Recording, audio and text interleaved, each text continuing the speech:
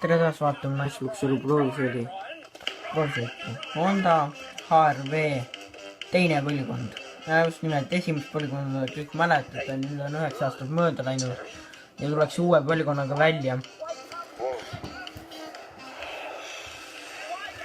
Kui ta niimoodi kiirendab seal, siis mootori all peaks olema 120 hobujõudu ja 1,6 liiter või siis 130 hobujõuline ja 130 hobujõuline ja 1,5 liitrine mootor.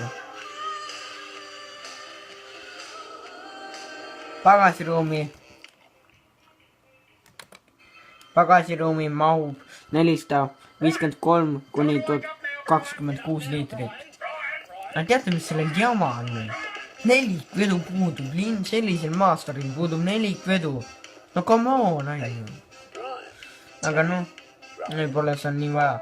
Igatahes suvel jõuab ta müügile ja siis täpsustatakse ka hinnad. Arvatavasti jäävad nad sinna 20 000 juurde. Tulevad ka uus Honda Jazz ja uuenenud Honda CR-V ja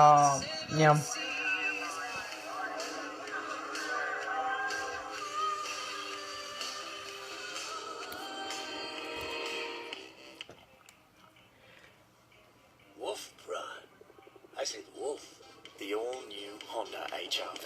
ilusat suve kõigile.